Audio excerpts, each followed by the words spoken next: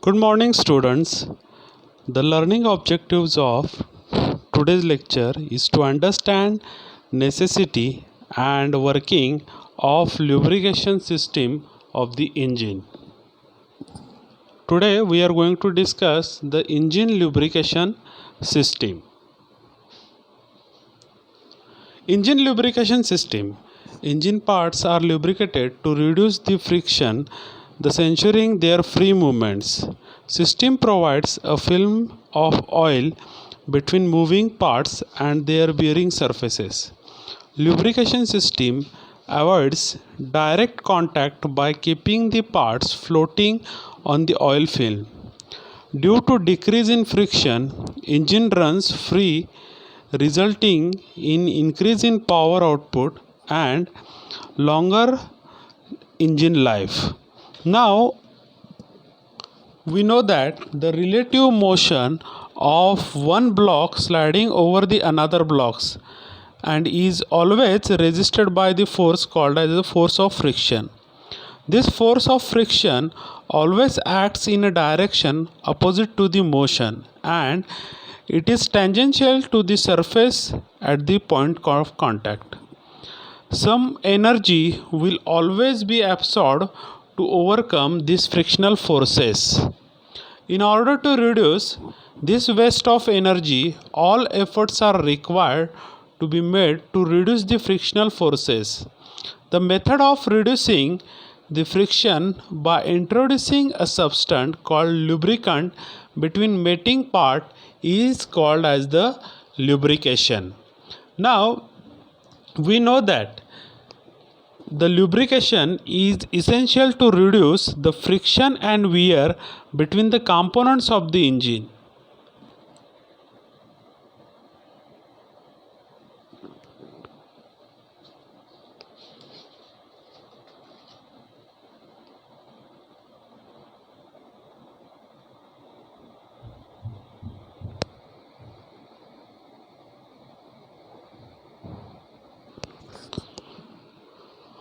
Functions of lubricants. The function of lubricants as reduce wear and tear of moving parts, provide oil film for floating of parts for free movement so that power loss in friction can be reduced, indirectly increase power output and the efficiency, provide provides the cooling of components, provides sealing between cylinder wall and piston ring to reduce blow-by, provides protection to components against corrosion, cleaning of various parts by removing dirt, acts as a cushion to reduce noise and vibration.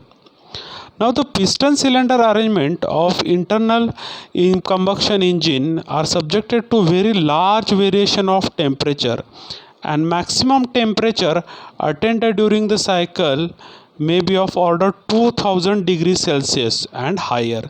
Such higher temperature will burn the lubricating oil film and may form gummy materials which would cause the sticking of piston rings and may lead to the engine seizure.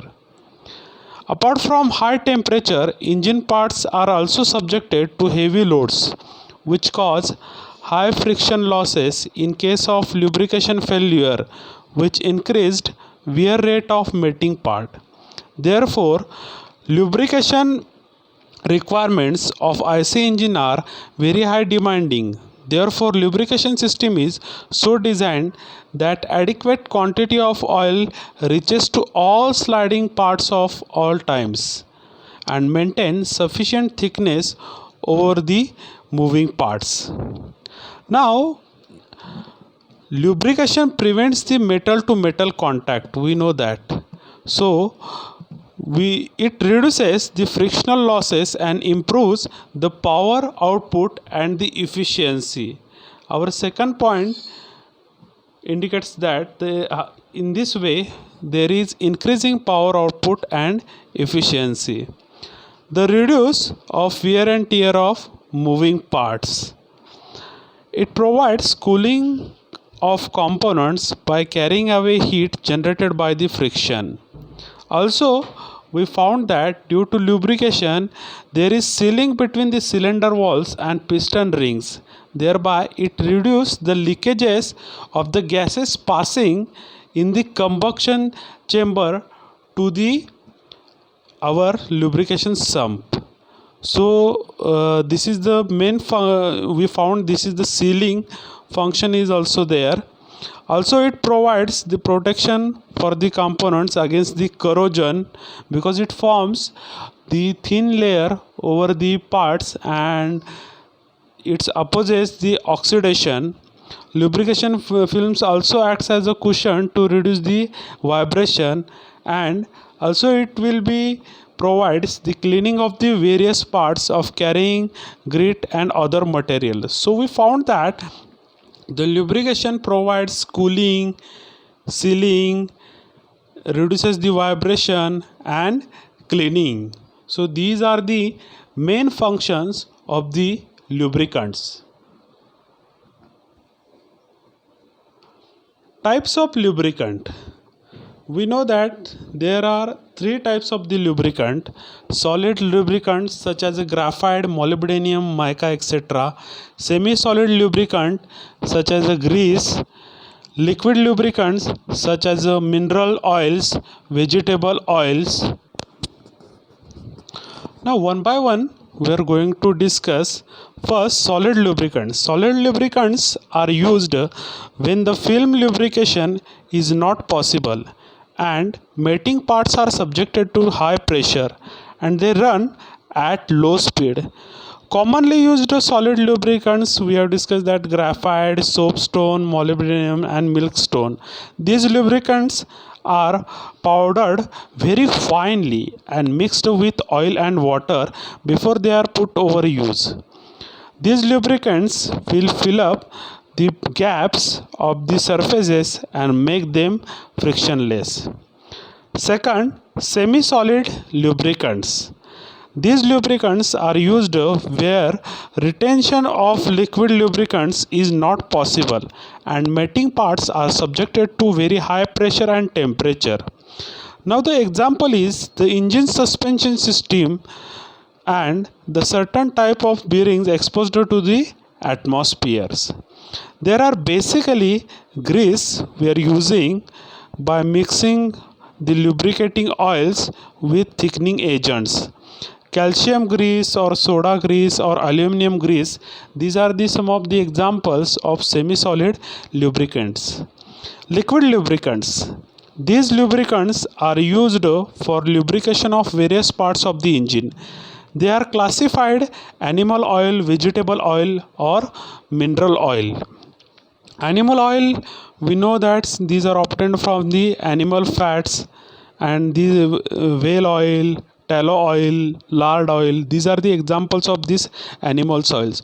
Vegetable oils are used as the lubricants such as castor, olive or palm oil.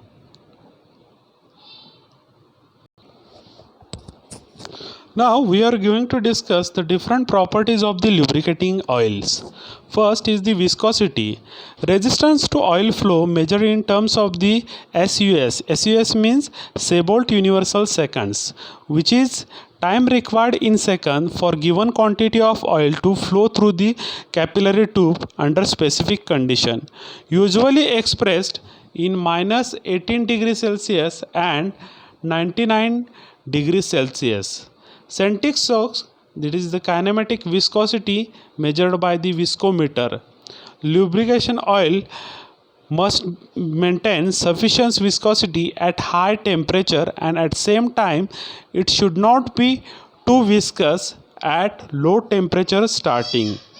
It is measure of resistance of the flow, we found that, and we were finding the centi-Stokes, centipoise or Redwood seconds. In this way we can express the viscosity. Now second property is viscosity index. Now the variation of viscosity with temperature is measured as a viscosity index. High viscosity index indicates smaller change in viscosity with temperature. To improve viscosity index, we are using such as polymethyl acrylate, then olefin copolymer. High viscosity index, if viscosity is greater than 90, medium means 90 to 55, 50, or we are saying that 55 to 90. Lower viscosity is, we are finding it is lesser than the 55. Now suppose we are saying that SAE VI, SAE 5W, SAE 10W, SAE 20W, these are the winter grades, and these are taken at minus 18 degrees Celsius for cold climate. And suppose there is a SAE 30, SAE 40, SAE 50, these are summer grades. These are defined at 99 degrees Celsius. As we have previously discussed, there are two temperature ranges, minus 18 degrees Celsius and 99 degrees Celsius. Multigrades oils, that is, these are showing the mixture of low and high also. These are the SAE 20W 50 and SAE 15W 40. Now here we found that the viscosity index, as it's affected by with the help of by the temperature, and the major point we found that higher viscosity of an oil indicates relatively smaller change in viscosity with the temperature. So this is very much important point related with the viscosity index.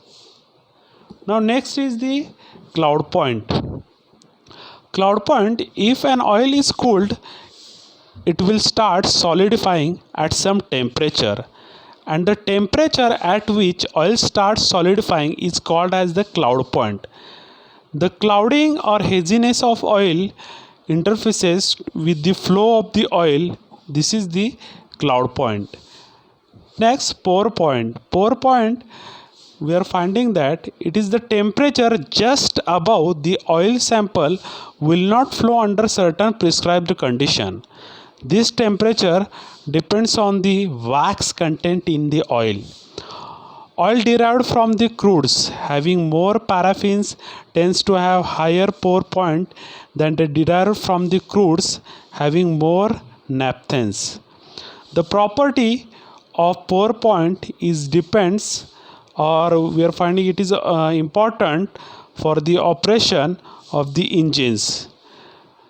It is necessary to have least 10 degree differential between the pour point of the oil and the temperature of operation of the system. Next, flash point. Flash point, the temperature at which the vapors of oil flash when subjected to the naked flame is there. This point is known as the flash point. And the next point is the fire point. Fire point is the temperature at which the oil, it once lit with the flame, will burn steadily at least for 5 seconds. Now the fire point temperature is usually 10 degrees Celsius to 12 degrees Celsius higher than the flash point temperature. Flash and fire points of oil must be high to have safety from the fire hazards. Oiliness, or we are saying that lubricity, it is the property of oil to cleanse the metal surface by the molecular action and then provide very thin film under the lubrication condition. This property affects starting of the engines. So we are finding that it plays very vital role while controlling the squeezing out of the oil. Next is the oxidation stability. Resistance to the oxidation of the oil, otherwise oil will deposit and lose its lubricating property. Next, cleanliness. Absence of water, or we are saying that the sediments, this gives you the water promotes, we know that the water promotes the corrosion, or it promotes for the sediments to the wearing action. Next, acidity and neutralizing number. Acidity oil must have low acidity and neutralizing number. Now next point we are going to discuss lubrication oil additives. Now we note that normal mineral oil have most of good lubricating oil characteristics. However, varying in operating conditions require some specific properties like high viscosity index, resistance to oxidation, corrosion resistance, etc. So to improve some quantities, certain chemical compounds are added to the lubricating oil, and these are the additives. These are viscosity index improver or antioxidant, or these are the detergent or anti-foam. Now one by one we are going to discuss. Antioxidant, we are finding that copper and zinc. Now the antioxidants are the additives which reduces the oxidation of the lubricant oil. Second one is the detergents, that is the salt or organic acid. Next, viscosity index improver, this is PMA or OCP. Now we are finding that the viscosity index improvers are the additives which improves the viscosity to work over a wide range of the temperature. So that's why we are adding the PMA or OCP. Now next is the anti-foam. We are finding that the anti-foam, or we are saying that the anti-foam is the silicone polymers. Now anti-wear and detergents are the additives which serve to cleanse and prevent sticking of the piston. Now the anti-foam, these are the silicone polymers. Next, oiliness. Oiliness is the organic sulfur, chloride, and we are finding the phosphates. Now all these additives we are finding that these are compoundly added to the lubricant oil to promote or to improve their desired properties. Now the types of the lubrication system, that is, first is the mist charge lubrication system, second one is the wet sump lubrication system, third one is the dry sump lubrication system. Now the first we are going to discuss is the splash lubrication system. Now this splash lubrication system you are finding in this figure. The system is suitable for small capacity of the 4-stroke engine with moderate speed and the bearing load. Now in this diagram we are finding only one connected rod with its scoop dipping in through. We are finding in this diagram we can see it clearly. It consists of sump containing the lubricating oil.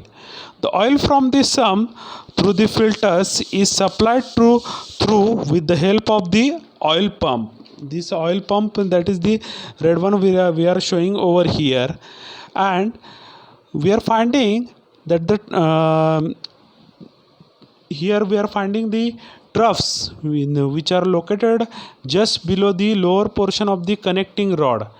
In this case, the big end bearing of the connecting rod are provided with the scoops which dips in troughs containing the oil, and through these holes also from the caps or connecting rod there will be oil reaches to the big end earring.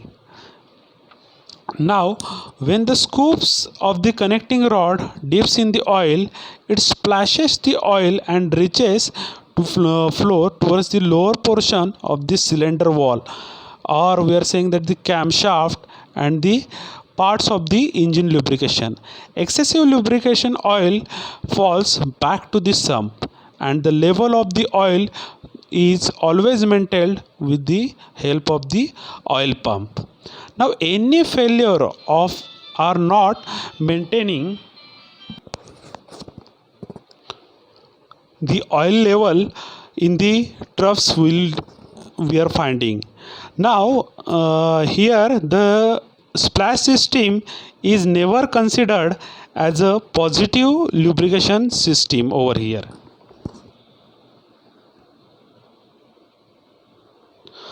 Now this is the splash pressure feed wet sump lubrication system we are finding.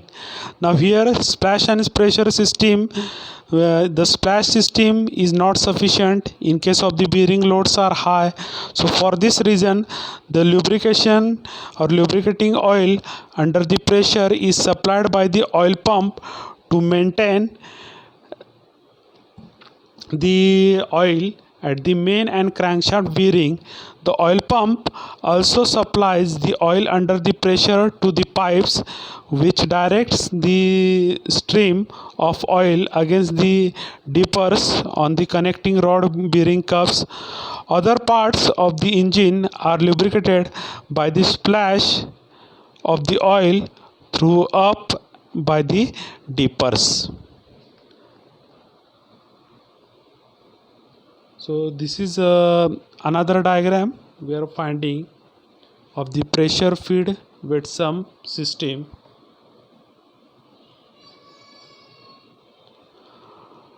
Now next system we are finding, it is the dry sump lubrication system. Now here we are finding that the pressure feed dry sump lubrication system, dry sump system is similar to the wet sump system, but the only difference is that in this case the lubricating oil is maintained in separate tank kept behind the radiator, and the oil is kept cool because the air blast thrown on the radiator, and the oil from the tank is supplied by the oil pump under the pressure 3 to 8 bar to various parts of the engine through the distributor header covering the entire cylinder block. Now the temperature rise of lubricating oil in case of the dry sump method is less than the wet sump method. So due to this cooling, this system permits use the thinner oil compared to the wet sump system. So this is added advantage over the wet sump method.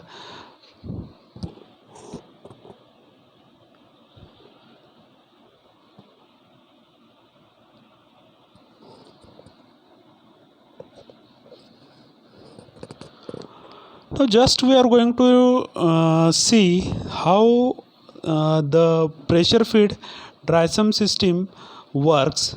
Now in this system we are finding that oil contained in the sump is drawn by the pump through the strainer. Now when this oil will be supplied, this oil after passing through the filter is supplied to the supply tank kept outside the cylinder block, and the function of the filter is to remove the abrasive particle up to 10 to 15 microns from the oil, which causes the wear of the working substance and also prevent sludge deposit to the bearing. Oil from the storage tank is pumped to the engine cylinder and bearing through the oil cooler. The system uses pressure relief valve also to maintain the excessive pressure built up in the cold starting of the engine. Now some of the important aspects related to dry sump lubrication system. Oil from the sump sent by the scavenging pump to the oil tank, from where it is sent the oil to the galleries by the oil pump. Thus oil is not stored in the sump but in separate tank kept behind the radiator, as we have discussed previously. And during up and down movement of the vehicle, no chance of breakdown of lubrication system, thinner oil we can use. thus reducing the friction. So comparing wise, we are finding that in wet sump system, some contains oil at all times, but in case of the dry sump system, some does not contain any oil, or does not contain oil at all. Now, wet sump system suitable for low and medium speed of the engine, but the dry sump system suitable for the high speed of the engine. In wet sump system, a single oil pump is used, but in case of the dry sump system, two oil pumps we are using. In case of the wet sump system, oil cooler is not required, but in dry sump system, oil cooler is the needed. Now, wet sump system we are finding the cheaper. Dry sump system is comparatively costly we are finding, and in wet sump system there is possibility of the flooding of the crankcase, but in case of the dry sump system there is no possibility of the flooding of the crankcase. Now we are going to discuss the gear type oil pump. Now the function of the oil pump is to circulate the lubricant under the pressure to various parts of the engine. Now it is driven by a gear mounted on the camshaft. Now it is most commonly used pressure lubrication system in the automobile. It consists of the two meshings per gear of the equal size in the housing. One of the gear is driven by the engine crankshaft and the other is driven by it. Lubricating oil which enters the pump inlet is carried between the spaces of the gear teeth and the pump body and delivers the oil under the pressure to the engine. The pressure developed depends on the speed of the gears. Now, due to the close fit between the gears and its housing, the lubricating oil we are finding cannot move back to its inlet side. So in order to overcome the excessive pressure developed by the high speed, a pressure relief valve we can find over here we have provided, and during the excessive pressure built up the valves will operated and the oil bypass into the pump inlet. Now this pump is simple in construction, this is compact, and the wear and tear over a long period will affect the delivery pressure of the oil. So to overcome we are finding maybe we are using the helical gears also. Now here you can see the diagrammatic representation of the oil filter. Now at the outer side casing will be provided. This is the protection layer. Now seals are provided between two metallic parts which is mating, and cap will be provided between the casing and the we are finding at the heading down bolt we are providing to adjust the here locking system, bypass oil pump or bypass relief of the oil we are provided over here. Oil inlet from this section we are showing, then filtering element, that is the blue circled elements we are saying we are saying it as also as a cartridge also. Then oil seal we are finding, then central lubricating tube. Now here we are finding the oil inlet is coming as we have shown the arrows. If the pressure is higher, then bypass to the oil relief we are sending it back towards there, and it will passes towards the cartridge, or we are saying that the filtering element, and from the filtering element it will passes towards the central lubricating oil tube, and from that central lubricating oil the oil will goes in the further where we have to provide the oil or lubrication system. Now here the foreign contaminants are removed in the filtering elements, so the pure oil will be supplied by using this oil filter. Now this is the one of the pictorial view. You can see the actual pictorial view of this oil filter. You can see there, that is the central tube we have provided. Then after that, cartridge or filtering element you can see. So this is the pictorial view of the oil filter. Now we are going to divide this filter as per the application. First is the bypass filter, and second one is the full flow filter. Now if filter is placed in the bypass passage, and only above 1/3 of the whole lubricating oil is filtered every cycle. In case of the choking of the oil filter, lubricating oil supply does not fail. Now this is the bypass filter, but if the filter is placed direct in the passage of the pressure lubrication oil system, that filter is called as the full flow filter.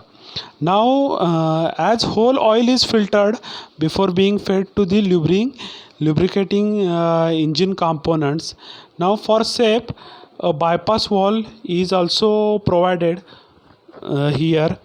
Now these are the types of the filter: bypass filter and full flow filter. We are finding as we are where we are placing this filter, as per that place we are categorizing that is a bypass filter or full flow filter.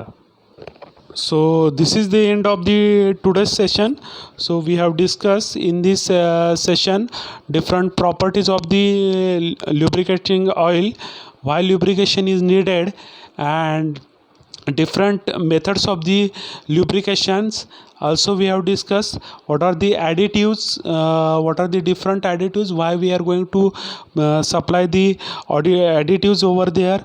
One screw type pump construction is also we have discussed, and filter functioning, then types of the filters also we have discussed. So this is related with the today's lecture. Thank you.